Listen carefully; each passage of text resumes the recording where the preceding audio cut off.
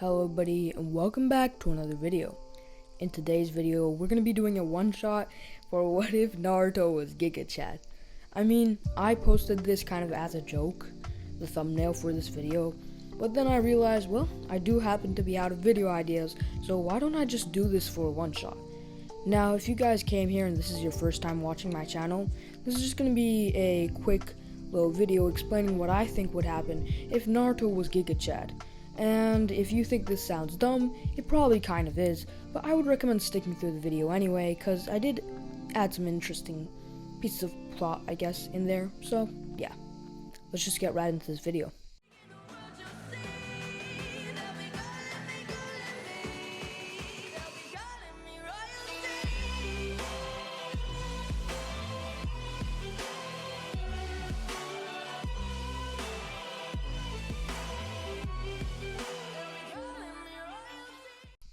So we start this what if off around the time where Naruto was born. And honestly, I won't go over all the stuff that happens with Obito, because that all stays the same. Minato fights Obito, Minato dies, and Kushina dies. They seal the Nine Tails within Naruto. But there's only one thing different about this what if. Naruto has like the craziest, perfectest, if that's a word, genetics you have ever seen in your freaking life. As a baby, like babies are usually chubby and ugly, but kind of cute actually. But Naruto, even when he's born, he has that crazy jawline, and he is kind of like, he's not really chubby. If anything, he looks like big and muscular. Not real. He doesn't look muscular, but he has kind of that like athletic sort of frame, even as a baby, which just goes to show how much potential Naruto has, even at this young age. Now, of course, we skip forward about 4 years into the future, and even at this age of 4, Naruto continues to train constantly, and he works out all the time. He trains all the time. Even since from the moment he learned how to walk, he devoted his entire life to becoming the best version of himself he could possibly become. And this goes to all aspects. He looks great, he works out a lot, he's really lean, he's muscular, he's got all that good drip, that Naruto drip. Just everything about him is perfect. And you guys might be like in the comments, but there's something called a perfect human doesn't exist. Excuse me, but throw all of that in the trash, because when it comes to gigachad, a perfect human does exist, and that is Naruto in this what if. And we do skip a year into the future when Danzo, being the little annoying person he is, decides to tell the entire village about the Nine Tails and the fact that Naruto is the Nine Tails, which is a lie. It's like half a lie, because the Naruto is inside the Nine Tails. Naruto is not the Nine Tails. But for almost a year, the villagers kind of hate Naruto.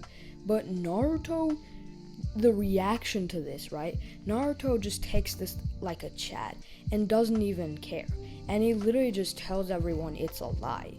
And even at this age of 4, Naruto has earned the respect and is popular among all of the villagers, like so popular and so well known, even at he's 5 now, 5, 6, something like that. It's just already Naruto's like so inspiring and amazing and charismatic that after a while the people literally just forget about the entire thing.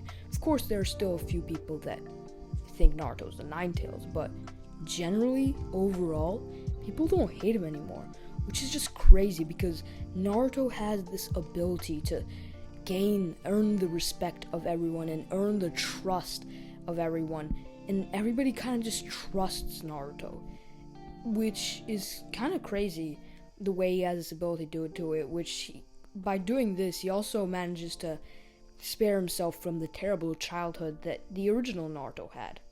But either way, everybody likes Naruto because he's so kind and everything.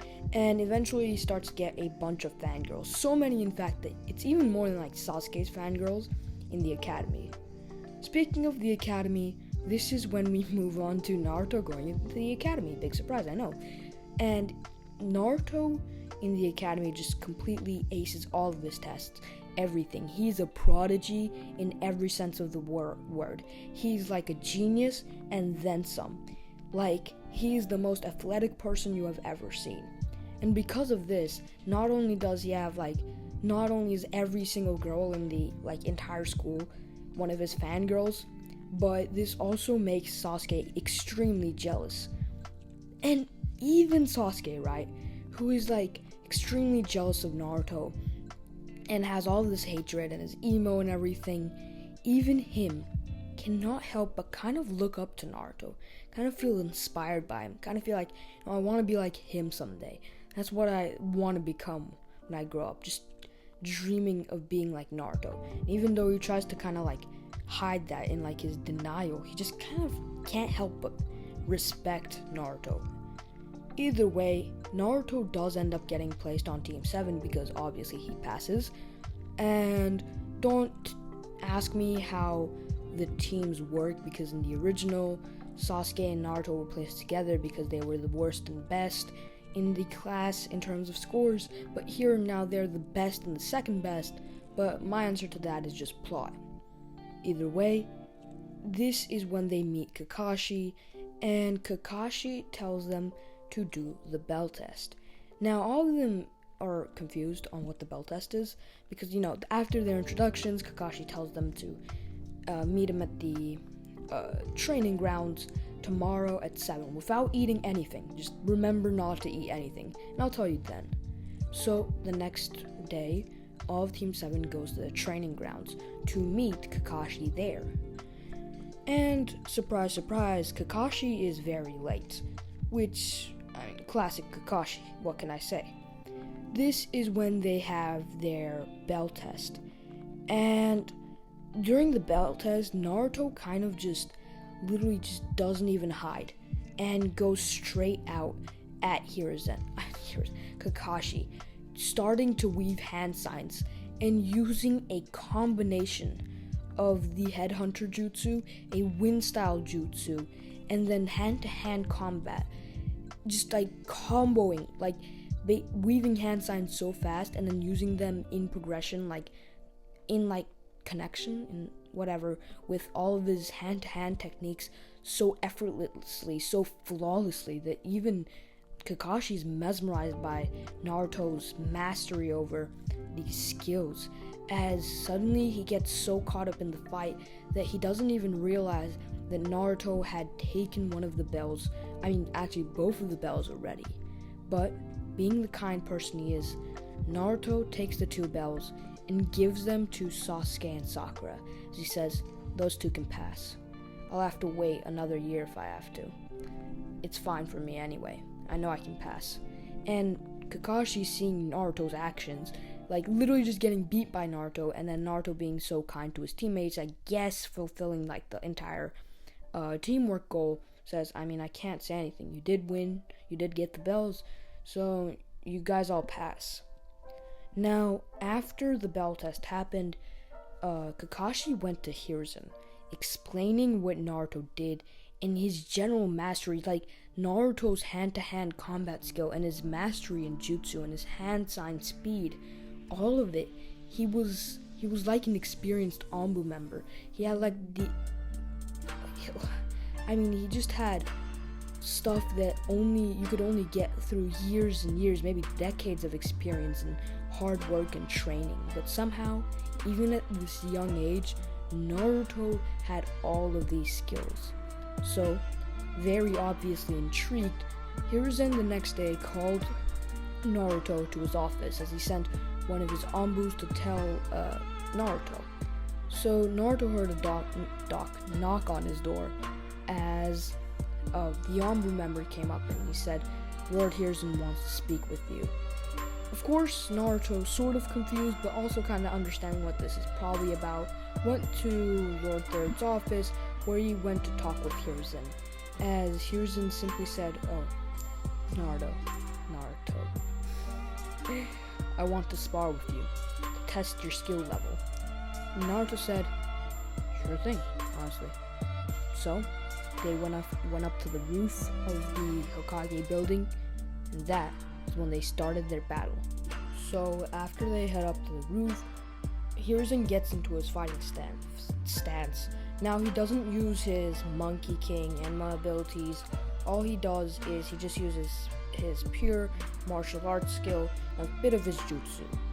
And even in this scenario where Naruto is going up against Hiruzen, the Hokage, he still ends up beating Hiruzen. And this heavily surprises Hiruzen because Naruto is just so powerful, just so skilled in seemingly everything that even Hiruzen, well, even though he's kind of holding back, cannot beat him. Anyway, after their spar, Hiruzen decides that it's best to promote Naruto to become a Jonin, just because of how absolutely overpowered he is. Anyway, from here on, Hiruzen decides to give them the mission to go to the Land of Waves. And, of course, they do it, with, them going off, bringing Tazna with them, all the normal stuff. And the Demon Brothers, they just get taken care of very easily. Naruto spots them, kills them, done. And then Zabuza does come, and he does end up attacking Naruto, but once again, Naruto just smacks Zabuza so hard that he just gets one punched, which causes Haku to come, but since Naruto is such a genius, being gigachad, God, this what if is getting a little cringe, but I do not care. I am bored, I am out of ideas, I will do this what if anyway. So, you clicked on this video, you signed up for this. Bruh. But, yeah, Naruto also just completely destroys Haku before he can even get a chance to use his ice mirrors. And then Tazna goes and builds the bridge, Naruto takes care of Gato, and the bridge gets named the Great Naruto Bridge. Of course, I'm really just mainly skipping over the events here. Sorry, kind of bumped into my mic there.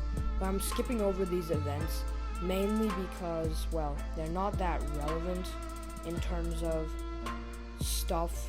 Just Naruto completely destroys them. Anyway, when they get back, Hiruzen and Kakashi say that the Chunin exams are happening. Now, you guys might realize that Naruto is already a Jonin. So, Hiruzen decides, well, Naruto can't really participate because he's already Jonin, but he does need people on his team that can participate because they have to be a 3-person team. So, instead, they get Sai to join in the team for Naruto. And Naruto just becomes a Jonin that, looks over the Chunin exams, like all the proctors and everything.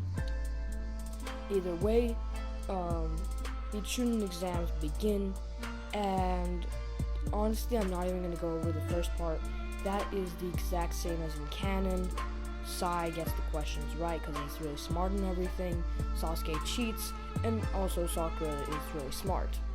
Now, in the second part of the Chunin exams is when Naruto follows Team 7, obviously, just like spectating, but he's like one of the proctors, he's making sure nothing's going wrong. And things actually do go wrong with Orochimaru's appearance, as Naruto feels a huge amount of blood loss coming from inside the forest as he goes and finds Orochimaru.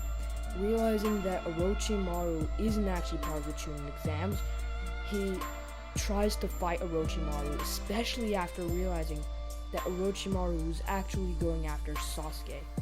Realizing that he can't just let one of his teammates die to Orochimaru, he goes and fights Orochimaru instead, basically beating up Orochimaru, killing him, of course, with a few punches, absolutely outspeeding and outclassing Orochimaru in every way.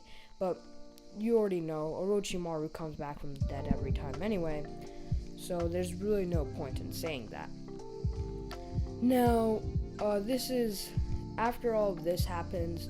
It's all like, Team 7 passes the second part, and they all go off after the preliminaries happen, but I'm not going to go over the preliminaries because it's a one-shot and I don't have time for that.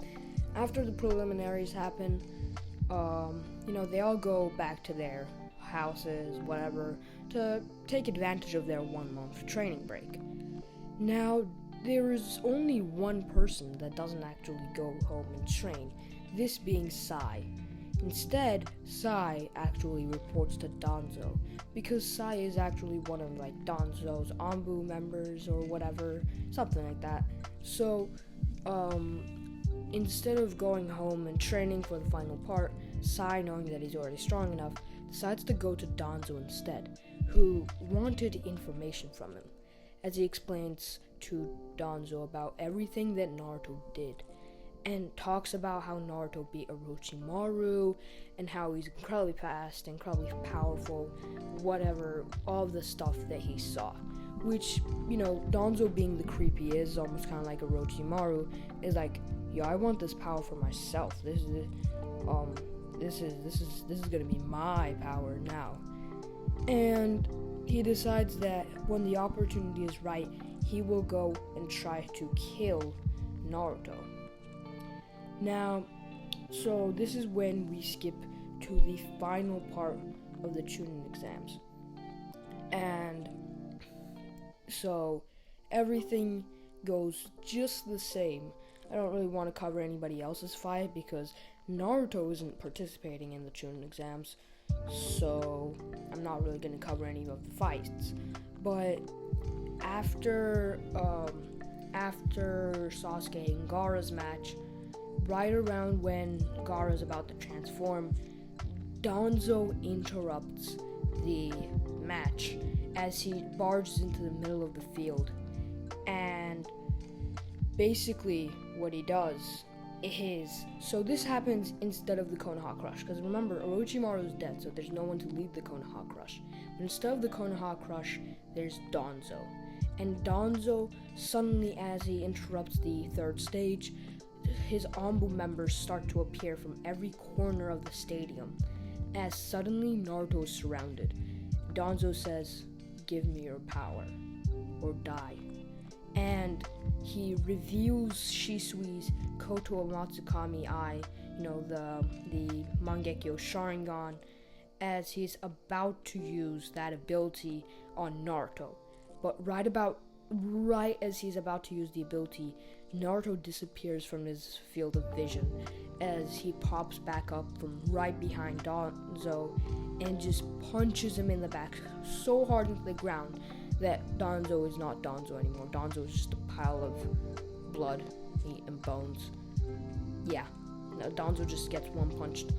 I should have just retitled this, What If Naruto Was One Punch Man? This is becoming a theme in my What Ifs, unfortunately, but this is a one-shot. It's supposed to be like that. And then Naruto goes and also, in a millisecond, kills all of Danzo's Anbu members, and boom, it's done. If you couldn't already tell, this is a one-shot, so this is kind of like a bit more like a joke what ifs. This isn't actually a proper what if, that's why it's called a one-shot. But anyway, moving on, during the time skip, Naruto works on something else because he is already extremely powerful himself. He has no way to keep improving. He is, as I said, perfect. But Naruto wants to practice being a leader, and since leaders help everyone in all of their teammates, Naruto decides to go and train all of his teammates.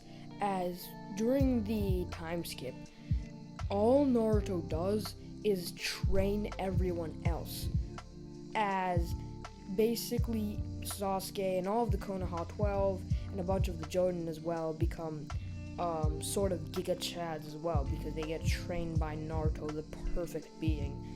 So now you have an entire village of gigachads, and you're the Akatsuki trying to take out Naruto because he's the biggest threat right now, and you need his nine tails. So we skip to the perspective of the Akatsuki rushing in all together to take out Naruto. Little do they know there's a few more gigachads than they signed up for, as they get absolutely slaughtered. I do not even need to go over the details of the fight. All you need to know is that Naruto and his team completely destroys the Akatsuki, and they don't even stand the slightest chance. And yeah, all of them attack, Naruto and his friends stop them, and win. After that, Naruto becomes the greatest Hokage ever, and the end. If you did like this what if for some reason, because you are an interesting human being, or just because you happen to be a gigachad and are subscribed, well, then make sure to leave a like on this video. It does help with the algorithm. And yeah, if I did end up posting this video anytime ever, it probably means that I ended up running out of ideas, so I resorted to this pre-recorded video because I'm an idiot. But yeah, even if you did enjoy it, just like and subscribe. It helps out a ton. Goodbye.